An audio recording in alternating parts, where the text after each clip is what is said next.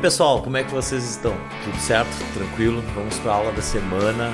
A aula da semana que é para fechar o conteúdo da mecânica dos fluidos que a gente está estudando, então, desde que começaram as aulas, né?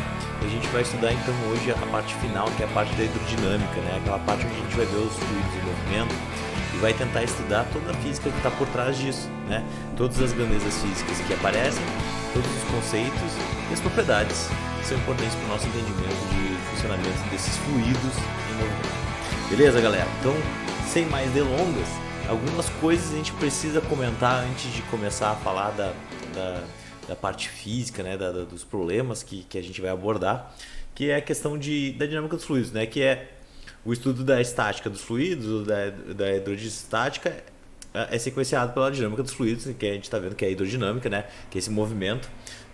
Então a nossa análise aqui, isso que eu vou chamar a atenção de vocês aqui, ela é restrita a algumas situações bem particulares, né? A gente vai considerar que esses fluidos eles são incompreensíveis.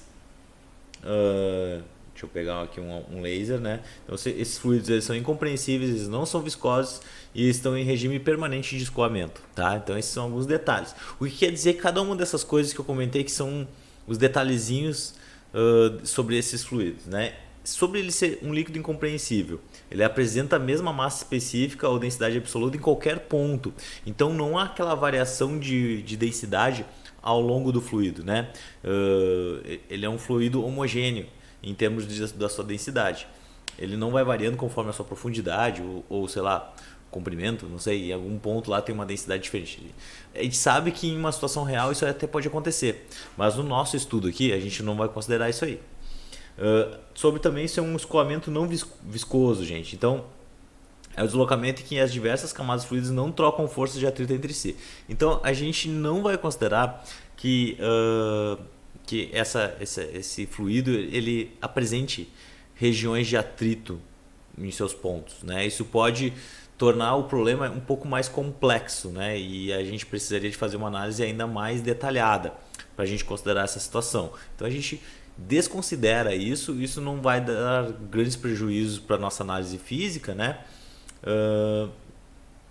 E vai facilitar um pouquinho mais a nossa abordagem, tá? Que não vai ser muito aprofundada, como eu já vinha comentado com vocês nas últimas aulas.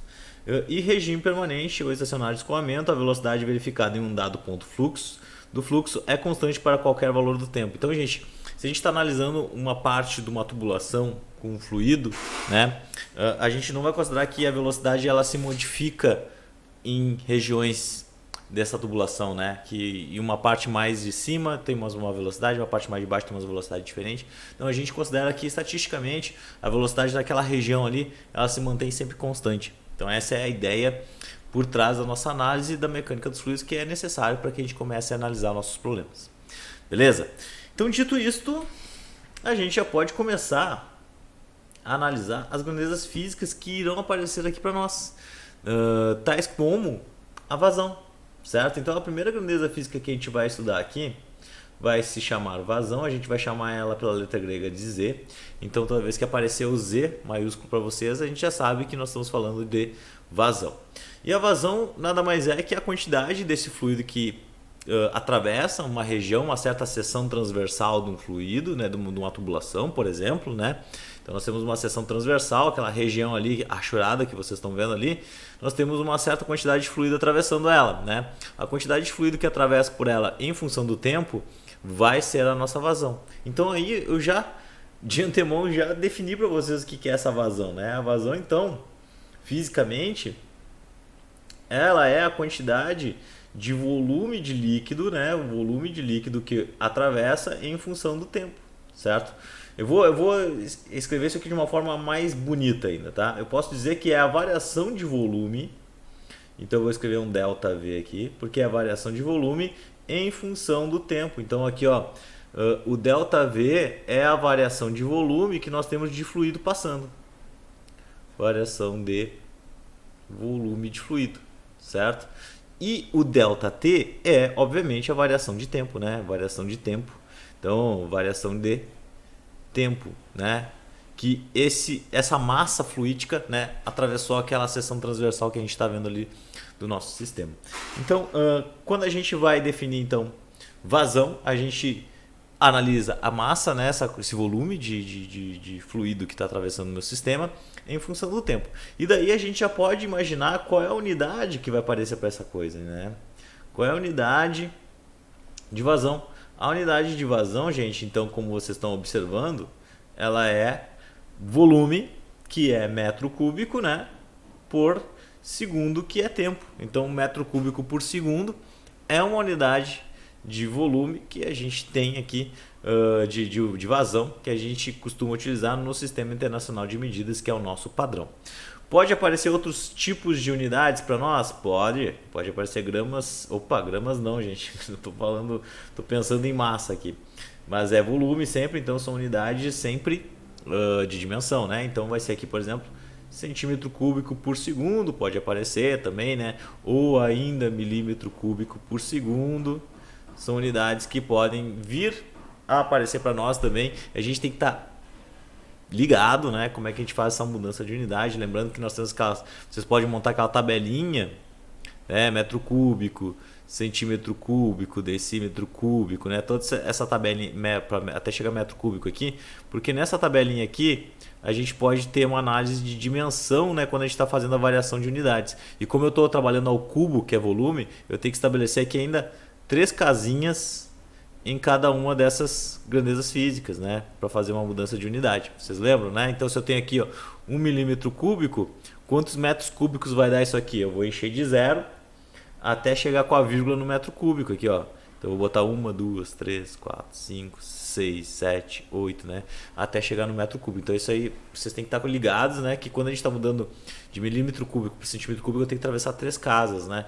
Se eu estou de milímetro cúbico para metro cúbico, eu tenho que atravessar 9 casas decimais. Então, fiquem de olho nisso, que isso aí pode ser um divisor de águas no exercício que a gente estiver trabalhando com vocês. Beleza? Bom, dito esses detalhes, né, pessoal, por que é importante a gente analisar a vazão? Porque a gente consegue analisar, né, através dessa propriedade física, o quanto de fluido está atravessando o meu sistema. E aí vem o que nós chamamos, né, de equação da continuidade de um fluido, certo?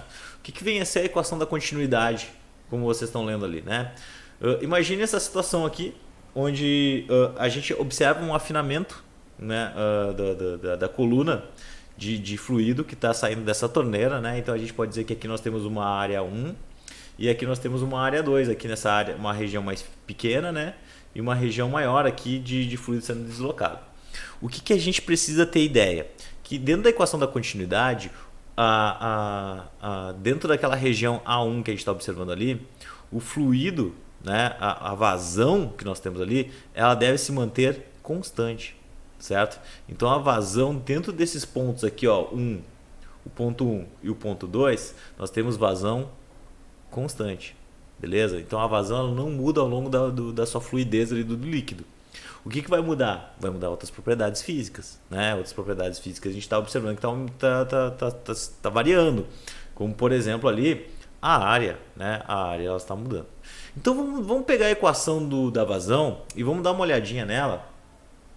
O que pode modificar nessa equação quando a gente está analisando a continuidade desse fluido? A gente está analisando o quanto esse fluido está transcorrendo aqui. Então, para a gente fazer isso aí, vamos pegar aqui a equação da vazão e a gente viu que a vazão é variação de volume por tempo, beleza? O que pode ser essa variação de volume, gente? Volume são 3 dimensões, né? A gente poderia dizer que é uma dimensão de área, opa, né? Já está vendo aqui que eu estou trabalhando com a área de seção transversal, né?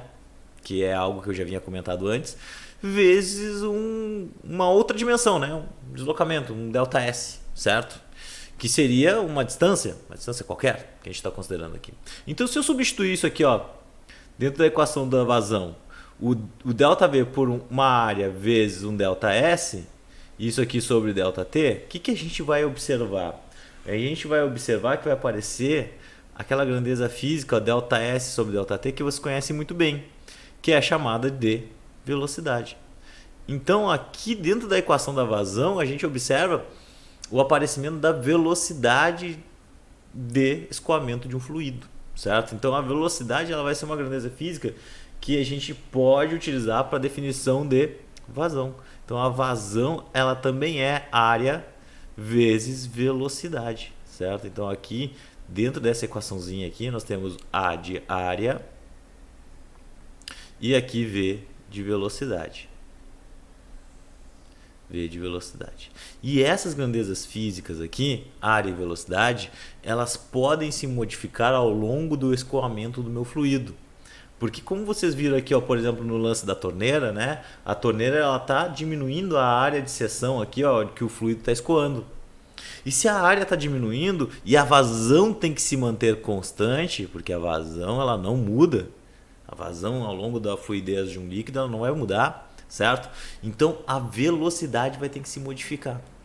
Então a gente pode ter regiões de um mesmo fluido, de um escoamento de um fluido, onde eu vou ter diferentes velocidades, certo? Em regiões, obviamente, que são diferentes. Por que são regiões diferentes? Porque as áreas de seção delas são diferentes. Então olha só, se eu imaginar a equação da continuidade, né? E substituir pelas áreas vezes velocidade, eu vou ficar com um negócio assim, ó. Área 1 vezes velocidade 1, que vai ser igual a área 2 vezes velocidade 2. Se eu estou analisando isso aqui, ó, se eu estou analisando essas duas regiões, né? O fluido aqui está escoando com uma velocidade 1 e aqui ele vai estar escoando também com uma velocidade 2, certo?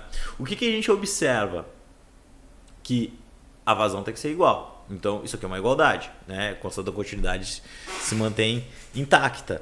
Mas, se a área, né? A área 1, ela é maior que a área 2, por uma questão de igualdade matemática, os números que estão na esquerda eles têm que se manter iguais aos números da direita, né? E se eu tenho a área 1, ela é maior que a área 2, por consequência disso, a outra relação entre as grandezas físicas velocidades tem que ser o contrário.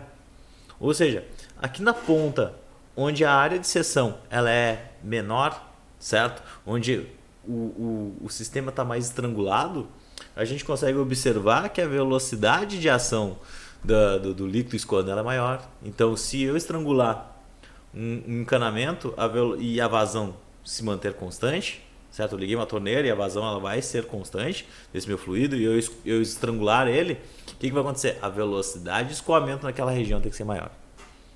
Beleza? É isso que a gente consegue observar quando a gente está analisando um escoamento de um líquido.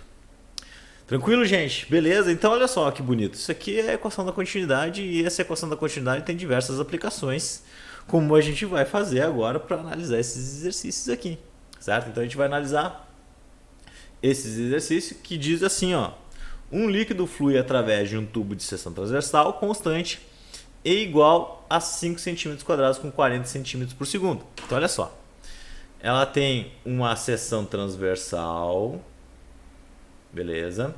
E diz que é constante, então o tubo ele não é estrangulado, ele não tem diferença de bitola, né, para a gente analisar, porque a área de seção transversal dele não muda, e essa área é de 5 cm². Beleza?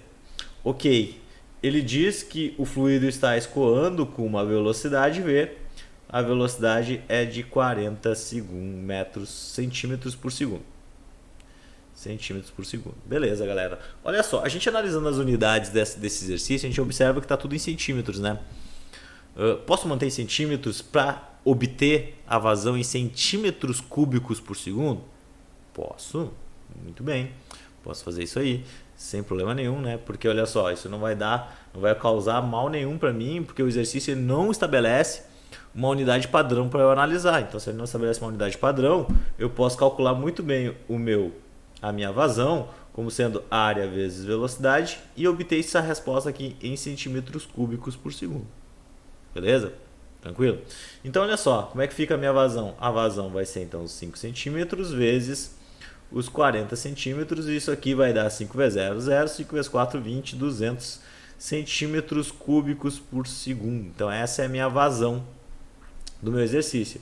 A segunda pergunta, ele quer saber qual o volume que eu vou perder, né, que vai escoar, né, ao longo de 19 segundos.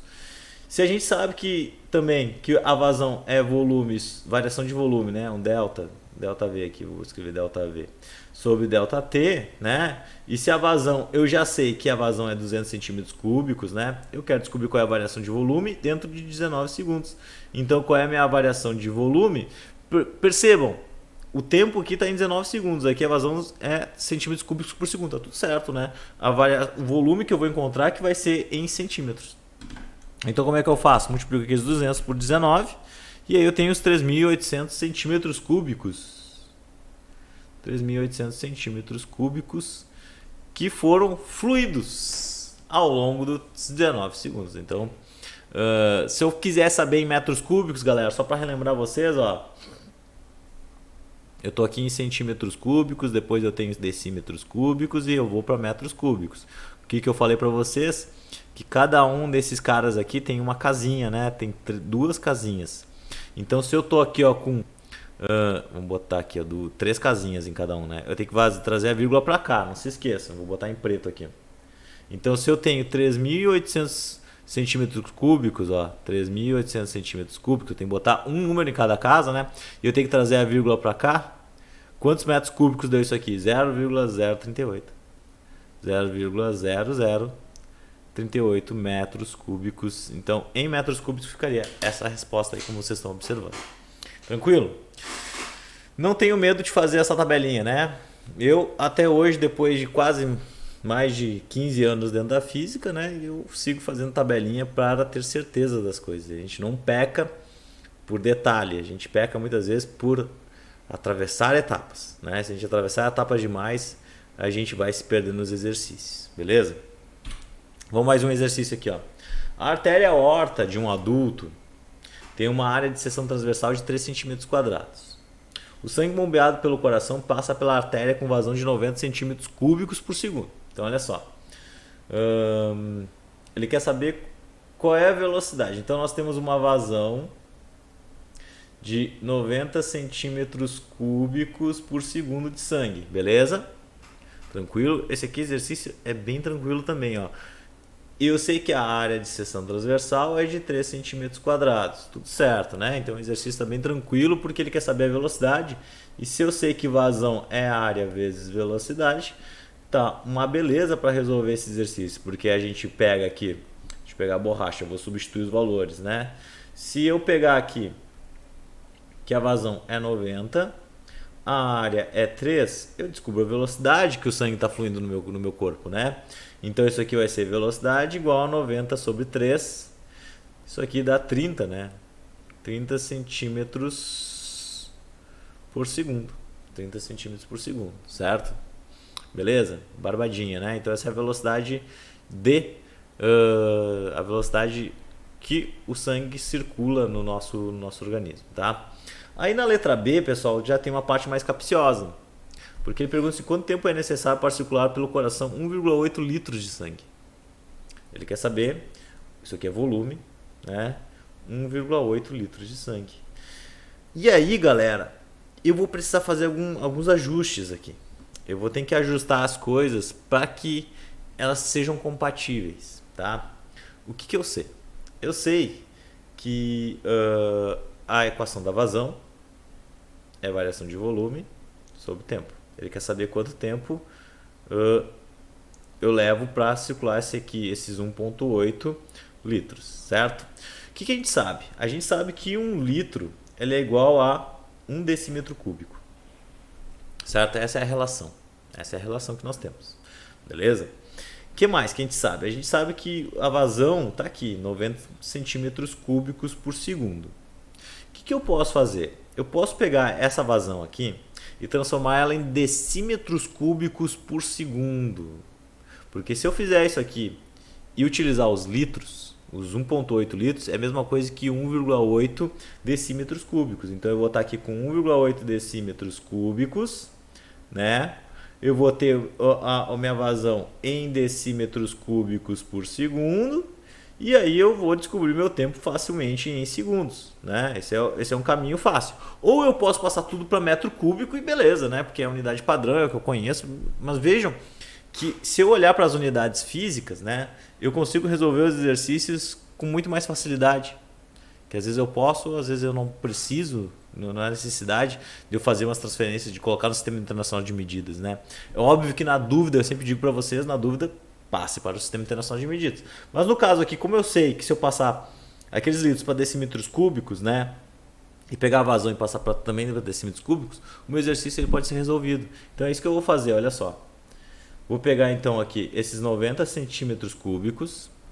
Então olha só, como eu tenho 90 centímetros cúbicos por segundo, e nós temos essa parte do centímetro cúbico está aqui na parte de cima, é só eu transladar com a vírgula e observar o seguinte, ó, nós temos centímetros cúbicos para decímetros cúbicos, né? O que a gente sabe? A gente sabe que cada um desses carinhas aqui tem 3 casinhas, beleza? Tem 3 casinhas em cada um deles.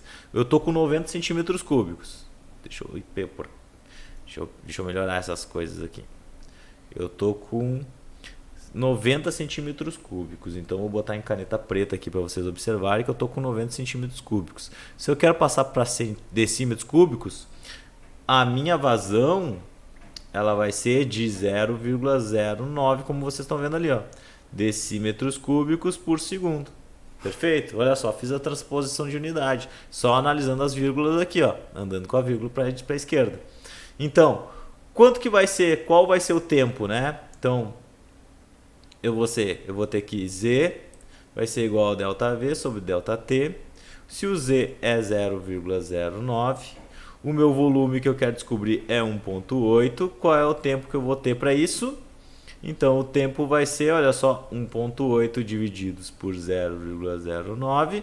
Quantos segundos vai dar isso aqui, gente? 1,8 divididos por 0,09. Isso aqui é 20 segundos. 20 segundos. Então, 20 segundos o meu corpo vai bombear, né? O meu corpo vai bombear aqui 1,8 litros de sangue, certo? Essa é a ideia. Olha só que bacana, tá? Beleza? Entenderam essa parte do exercício, gente? Bem tranquilo, né? O que mais?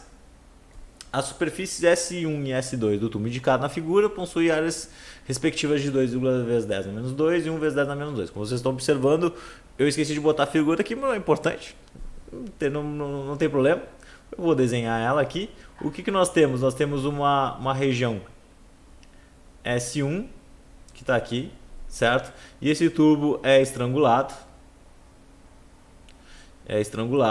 E passa a ter, então, uma área S2. Beleza? Beleza? São as superfícies S1 e S2, como vocês estão vendo aqui. E a gente recém viu que quando eu vou estrangular um tubo, né? O que acontece? As velocidades se modificam, certo? As velocidades se modificam dentro do escoamento do meu tubo. No momento que eu estrangulo, a velocidade aumenta, beleza? Se a velocidade aqui é de 3 metros por segundo, galera, ele quer saber qual é essa velocidade aqui. A velocidade no ponto 2, é isso que ele quer descobrir, certo? Cara, tá tudo em metro quadrado. Em metro é só aplicar a equação da continuidade. Área 1 vezes V1, que é igual a área 2 vezes V2. Se eu resolver isso aqui, descubro a velocidade. A velocidade tem que ser maior que 3 metros por segundo. Se não aparecer maior que 3 metros por segundo, a física está errada. Quer dizer, a matemática vai estar errada, porque a física diz isso. A física diz que no momento que eu estrangular, a velocidade tem que ser maior. Então vamos lá, ó.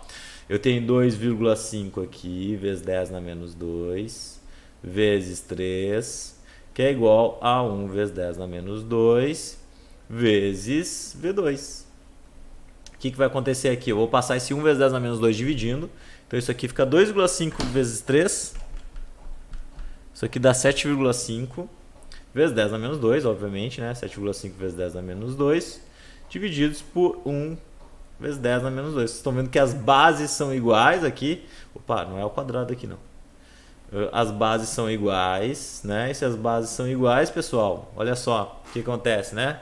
Eu posso cortar essas bases e eu fico apenas com a velocidade 2, que é de 7,5 metros por segundo. Graças a Deus a física está correta e a matemática convergiu com ela, porque está dando uma velocidade maior, certo? Se não aparecesse uma velocidade maior, eu já teria que parar o olhar, meu Deus, onde é que eu errei, tá?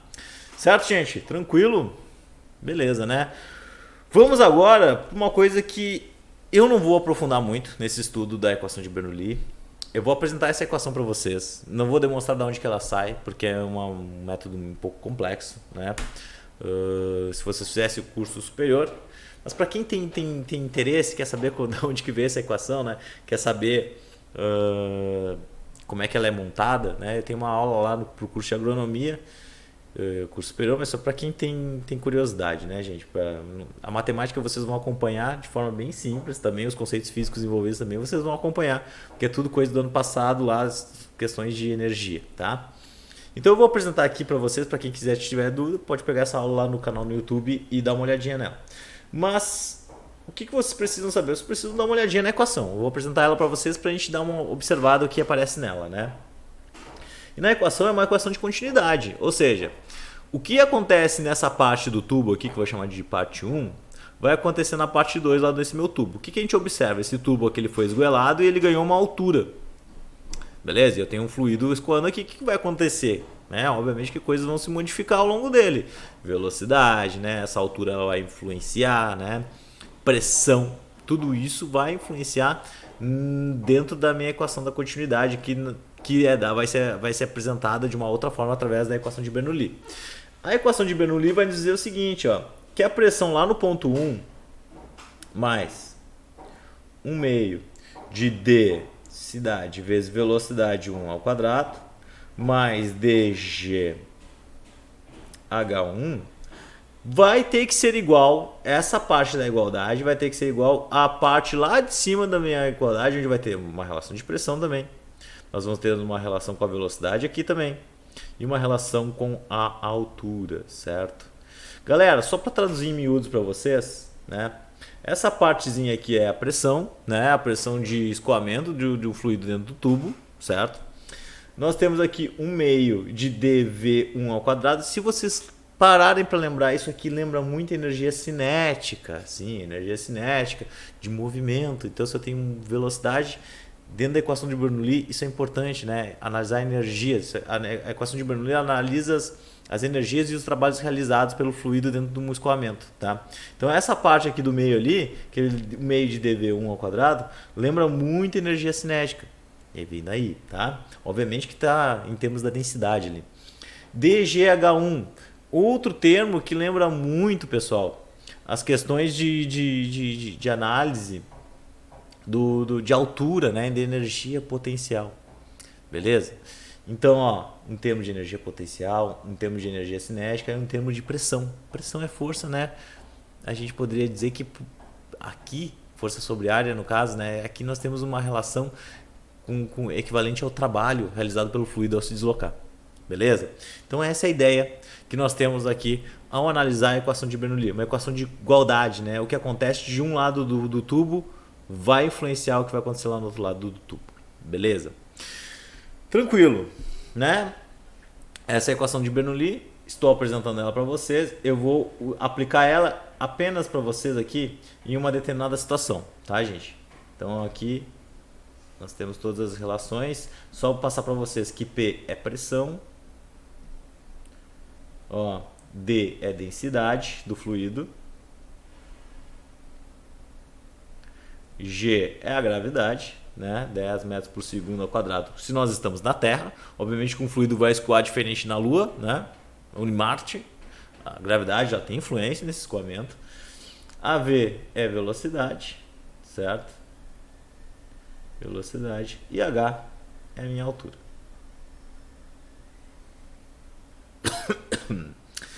Beleza, galera, tudo certo, né? Tudo tranquilo aqui, só para apresentar para vocês. E aí a gente vai ver o que a gente observa através da equação de Bernoulli. Agora vamos discutir os efeitos, tá?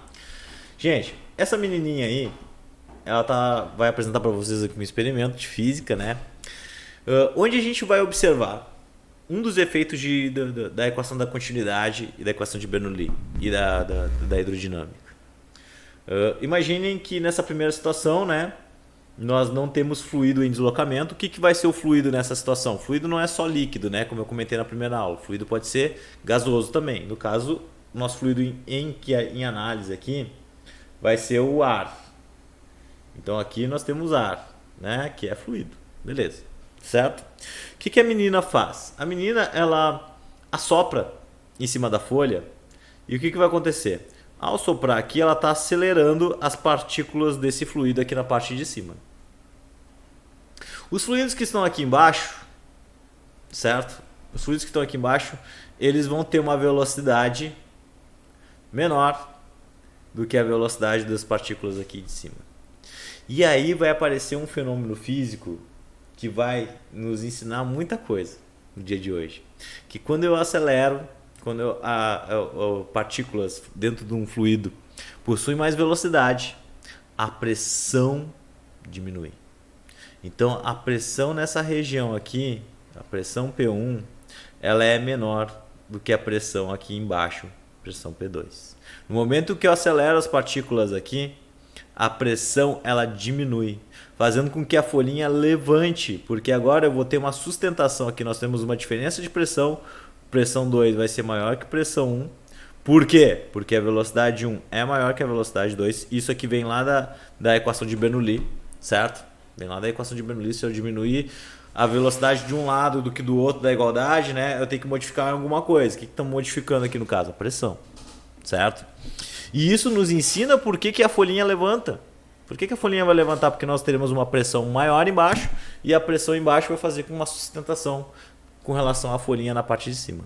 Então vocês podem fazer esse teste, pega a folhinha aqui, pode deixar ela bem descansada. No momento que tu soprar com violência, né, soprar com força, as partículas elas vão adquirir uma velocidade aqui na parte de cima e a pressão, por diferença de pressão, a folhinha vai ser sustentada. Isso vai nos explicar também por que um caminhão, né, com lona, ao ficar transitando aqui numa via, né, ele dá uma estufada, como vocês estão vendo aqui, ó, para essa região estufada aqui na parte de cima. Por que essa região estufa? Porque a pressão interna aqui vai ser maior que a pressão externa. E por que a pressão interna vai ser maior que a pressão externa, meus queridos? Muito simples, muito simples. Porque a velocidade aqui dentro da lona, a velocidade interna da lona aqui, das partículas que estão ali na parte interna, ela é menor que a velocidade das partículas que estão na parte externa. Então, como a velocidade das partículas que estão na parte externa é maior que a velocidade das partículas que estão na parte interna, logo a pressão externa é menor que a pressão interna. E é por isso que a lona estufa, porque a pressão interna é maior e ela vai empurrar a lona para cima, certo? Isso aí é observado através da, novamente, mecânica dos fluidos. O ar é um fluido, lembrando disso, né? E a gente começa a compreender algumas funções. Como, por exemplo, por que uma casa é destelhada? Uma casa é destelhada num vendaval. Por que o vendaval não empurra as telhas para dentro? Vocês nunca pararam para pensar nisso, né? Porque o vento está na parte de fora, ele deveria empurrar as coisas para dentro, mas não, o telhado explode para cima. É muito simples, mesma coisa, gente, ó, mecânica dos fluidos. A gente está estudando isso, ó, olha só, aqui tá minha casa, né, bonitinho, olha só. Desenhar uma janela, né? Beleza, aqui, portinha. O que está acontecendo, né? Nós estamos com um furacão aqui. Nós temos um furacão e está passando, as partículas estão passando aqui em cima, esse fluido aqui, o ar, né, novamente, o ar, ele está escoando com uma velocidade muito grande, então a velocidade externa aqui, ela é sempre muito maior que a velocidade interna que está dentro da casa, porque a casa está fechada, né? A casa está fechada. Tu não vai abrir a tua casa no vendaval, porque as coisas lá dentro vão voar, certo? Mas a velocidade, então como eu fechei a minha casa, a velocidade interna aqui das partículas, ela é menor que a velocidade externa. Beleza? Mesmo princípio. Se isso é verdade, a pressão externa é menor que a pressão interna. Gente, se a pressão interna da casa ela é maior que a pressão externa, olha só que mágica a física. A pressão interna é maior que a pressão externa, logo nós teremos uma força empurrando o telhado para cima.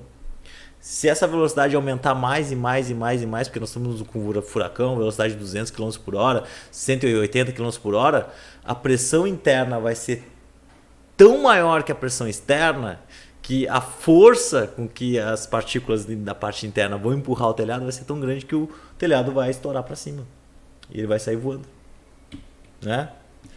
Então o telhado vai sair voando aqui. E é por isso que é uma casa destelhada dentro do vendaval. Certo, gente? Compreenderam? A ideia é bem simples, né? Vocês viram, mas às vezes é contra a nossa forma lógica de pensar que a gente aprende desde pequeno. E por isso também, meus queridos, olha só, não consigo apagar aqui, não sei porquê, tá? Mas olha só, vamos seguir aqui. E é por isso também que um avião levanta voo. É simples, né? Olha o formato da asa do avião. Vocês estão vendo aqui, ó, o formato da asa do avião. Olha só que bonito esse formato. Que é um formato de gota, né? E todo avião ele tem a asa nesse formato. E ela é desenvolvida por uma lógica física. Qual é a lógica física? O avião, quando ele acelera, ele está no chão. E quando ele acelera, o ar que vai percorrer aqui, lembro da vazão, equação da continuidade, a vazão de fluido que entra de um lado tem que sair igual do outro lado, porque a vazão é contínua, né? O fluido que entra aqui tem que sair lá do outro lado. Então, quando o vento bate aqui por uma asa, na asa, o vento que escorre por cima, o fluido de ar que escorre por cima, vai ter que acelerar, ele vai ter que atingir uma velocidade maior aqui na parte de cima do que na parte de baixo. Aqui na parte de baixo é reto, então o fluido ele escoa reto aqui, certo? Na parte de cima ele vai ter que curvar, ele vai ter que subir e descer, então ele vai percorrer uma distância um pouco maior. Mas como a vazão é a mesma, ele não interessa, ele tem que chegar aqui ao mesmo tempo do fluido que está transcorrendo embaixo. Então o fluido que está aqui embaixo, ele vai ter uma velocidade menor do que o fluido que está na parte de cima, por consequência da equação de Bernoulli e da mecânica dos fluidos, da dinâmica dos fluidos. O que a gente aprendeu? Que a pressão 2 vai ser maior que a pressão 1. Logo, nós teremos uma sustentação muito maior aqui na parte de baixo. Ó. Olha lá, tá até as flechinhas indicadas. Uma flechinha bem pequenininha aqui, uma flechinha bem grande aqui. O que vai fazer com isso? Jogar o avião para cima, né? E dar sustentação para ele. Então, esse é um dos motivos pelo qual a gente estabeleceu um sistema de asas, como vocês estão vendo aqui, né? A gente consegue, ó, aqui dá para ver um pouquinho do formato de gota, né? Que nós temos das asas. É por isso que a gente consegue uma sustentação e consegue botar um avião para levantar voo, né? Essa é a mágica por trás disso, né? Obviamente que existe muito mais peculiaridade, muito mais detalhes em cima disso, mas a sustentação e um dos motivos que a gente consegue botar um avião para cima é em relação a essa diferença de pressão que vai ter nas asas do avião. Beleza, galera? Tranquilo. Eu vou pegar a equação de Bernoulli agora e vou resolver esse probleminha aqui, gente. Chegar numa equação para entender como é que a gente obtém a velocidade de escoamento, por exemplo, aqui, ó, numa caixa que está furada. Certo? Eu furei uma caixa aqui, então ela tem uma velocidade aqui. Certo? Uma velocidade muito pequena, né? De escoamento ali, vamos pensar que uma caixa muito grande. E ela tem um furo, e aqui vai jorrar água, né? Como a gente sabe. O que a gente observa, né? Se a gente fizesse esse experimento aqui com uma garrafa PET, né? Fizesse 3 furos nela. A gente veria que a velocidade de escoamento aqui na parte mais de baixo ela é maior, porque eu consigo jogar a água em uma distância muito maior. Então a velocidade com que ela sai do furo ali é maior na parte de baixo. Da onde que veio essa explicação? Vamos lá, vamos resolver Bernoulli aqui, ó. Considerando essa região de cima e essa região aqui de baixo, que eu vou chamar de A1, 2, P1, P2, né? Então vai ficar assim, ó. P1 mais D, 1 meio de dV1 ao quadrado mais dGH1, que é igual a P2 mais 1 meio de dV2 ao quadrado mais dGH2. Beleza? Então olha só, galera, para a gente resolver esse problema aqui, a gente vai ter que fazer algumas considerações, certo? Algumas considerações deverão ser feitas para essa nossa análise. A primeira delas é a seguinte, tá? Aqui fora, como a tampa está aberta, a pressão que nós estamos aqui desse fluido é a pressão atmosférica. Beleza? Aqui quando o líquido está sendo espirrado para fora, quem esse líquido vai encontrar? Ele vai encontrar também a pressão atmosférica. Ele vai encontrar também a pressão atmosférica saindo. Beleza? Então, se a gente fizer essa análise aqui inicial, a gente já conclui que eu vou ter a pressão atmosférica de um lado e pressão atmosférica do outro lado. Então, por isso eu consigo recortar essas duas pressões aqui, mandar elas embora, certo? O que vai restar para nós aqui da nossa equação de Bernoulli? Vai restar 1 meio de dV1 ao quadrado mais dgh1, certo? Que é igual a 1 meio de dV2 ao quadrado mais dgh2. Tranquilo, né, gente? Por enquanto. O que acontece? Outra coisa que eu vou dizer para vocês que é possível de se analisar é que essa velocidade 1 que está aqui em cima, né, a gente não vai considerar que o furo é pequeno. Não é um rombo na caixa d'água, é um furo pequeno. Então essa velocidade que a gente tem aqui em cima, ela tende a zero, porque a gente mal vai observar esse fluido aqui, ó, se movimentando. A gente não vai observar a caixa d'água esvaziando tão rapidamente. A gente vai observar ela esvaziando bem devagar e essa velocidade já tende a zero. Então se a gente fizer essa relação, que a velocidade lá em cima ela tende a zero, eu posso dizer que todo esse termo aqui vai a zero. Né? Posso dizer que vai tudo a zero. Por quê? Porque a gente observou que aquela velocidade lá de cima lá da nossa caixa d'água, ela é uma velocidade muito pequena, então por isso que diminui tem um tempo tão pequeno para diminuir essa vazão, né? Para diminuir essa altura dela. Belezinha? Olha só. Tudo certo, né? Tudo tranquilo. O que restou? Restou então dgh1, Bom, beleza. Vou escrever mais uma linha aqui. Vamos fazer mais uma linha para vocês verem o que aconteceu. Então aqui a gente ficou com dgh1, que é igual a 1 meio de dv2 ao quadrado mais dgh2. A gente observa que em todos os termos da minha equação nós temos a densidade. Então a densidade ela não está influenciando nessa análise da velocidade com que o líquido está escoando aqui. Então a densidade não é uma grandeza física para nós importante para a gente analisar nesse momento, certo? Quem é que sobrou? Bom, sobrou pouca gente aqui, vamos ver. Sobrou aqui o GH1 aqui. Como ela aparece em todos os termos, a matemática não permite que eu corte, né? Eu estou ali, todos os termos da minha igualdade têm o mesmo valorzinho ali, então é a matemática. Se vocês podem resolver isso aqui, botar um número ali e tentar resolver, vocês vão ver que é facilmente descartável, tá? Então o que restou aqui? Restou 1 meio de V2 ao quadrado mais GH2. Galera, o que eu vou fazer? Eu quero deixar em evidência o V, né? Então eu vou passar esse termo aqui lá para o outro lado da igualdade, vai ficar assim, ó, GH1 menos GH2, belezinha?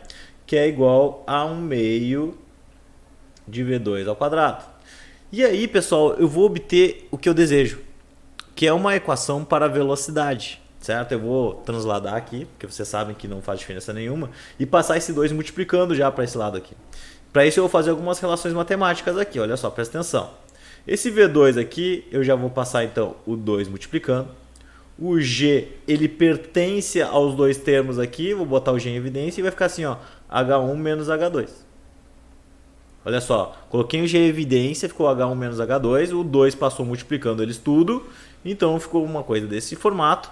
Então a velocidade de escoamento de um furo, de uma caixa d'água, a gente pode obter de que forma? Através da raiz de 2 vezes G H1 menos H2. Onde que é H1 menos H2? H1 menos H2 é as diferenças de altura que a gente tem da caixa d'água e do furo onde ele está, certo? Então isso aqui é a diferença de altura. Diferença de altura. Então se eu souber a diferença de altura que nós temos do furo, sabendo o G multiplicando por 2 tirando a raiz, eu sei com a velocidade com que meu fluido está escoando. E é por isso, pessoal, olha só, que quanto maior essa diferença de altura aqui, ó, do fluido lá em cima, e aqui, olha essa diferença de altura com relação a essa aqui do meio, ou essa aqui. Essa diferença de altura aqui da última, ela é muito maior. Se essa diferença é maior, a velocidade vai ser maior. Tá? Por isso que lá no fundo da garrafa PET, o escoamento sai com uma intensidade muito maior de velocidade. Certo? Então a gente consegue provar um fenômeno físico que a gente observa com a matemática, né? Que nós chegamos na equação. Beleza? Essa equação aqui vocês vão possivelmente utilizar nas atividades, certo? Então aqui nós temos algumas atividades sobre vazão, certo, gente? Nós temos aqui uma sobre os conceitos de Bernoulli, que vocês vão analisar aqui, ó, pressão, vazão, velocidade de escoamento dentro dessa região aqui, região 1 e 2, como vocês estão vendo. Na região, no exercício 4 nós temos um exercíciozinho bem bacana aqui, galera. A minha cara vai ficar em cima, mas eu vou desenhar aqui no PowerPoint, e aí vocês olham depois no material que vai estar disponível no Siga para vocês, que eu quero saber qual é essa distância. Qual é a distância aqui, ó? X, obviamente com relação ao chão, tá? Com relação ao chão aqui. Deixa eu até apagar aqui. Com relação ao chão que essa água vai bater aqui ao escapar dessa caixa d'água aqui, tá? Desse furinho aqui. A equação vocês já têm. O que a dica aqui que é? É que depois que vocês encontrarem a velocidade de escoamento aqui, pela forma que eu ensinei para vocês, vocês vão usar as equações de movimento lá do primeiro ano do ensino médio, onde vocês aprenderam lá o lançamento de projétil. Só que aqui ela vai estar caindo, né? Então vocês vão ter uma equação em Y e uma equação em X, lembram? Em X é MRU, em Y é MRUV, certo? E aí nós temos as grandezas físicas que são equivalentes dentro dessa relação aqui, certo? Aqui é MRUV, aqui em X é MRU. Então nessa direção a água vai fazer um movimento em MRU e aqui para baixo MRUV. Então dentro dessas relações aqui vocês vão encontrar essa distância X que esse jato d'água vai alcançar, certo? Calcular a velocidade naquele ponto 2, pela forma que eu já ensinei, pela mecânica dos fluidos, e depois usar a cinemática, né, que a gente aprendeu no ano passado para resolver esse exercício aí. Beleza? Vai dar um trabalhinho. Vai. Pequenininho, tem os detalhes, né? Velocidade em Y tá para baixo, não se esqueçam disso. São alguns detalhezinhos que já é um esquenta aí para depois, quando a gente começar a falar de outros aspectos da física aí que serão importantes ao longo desse ano. Galera, dessa forma aqui então a gente fecha o nosso conteúdo, certo? Eu tenho aquela lista de exercícios que eu passei para vocês no Siga e passei no grupo de WhatsApp de vocês. Vocês façam aquela lista complementar. Não precisa entregar, mas é importante que vocês façam, que pinte as dúvidas, né? E me digam. Semana que vem a gente vai fazer então uma avaliaçãozinha em cima desses tópicos que nós trabalhamos, beleza? Então, gente, é isso. Tá? Se cuidem, se liguem. Deixa eu ver que dia é hoje. Hoje amanhã vai ser 18. Então semana que vem é dia 18, tá? Então a gente vai se comunicando ali pelo grupo de WhatsApp. Eu vou dando as informações para vocês conforme vão passando, tá beleza, gente? Tranquilo? É isso aí. Ficamos nessa. Até uma próxima. Tchau para vocês.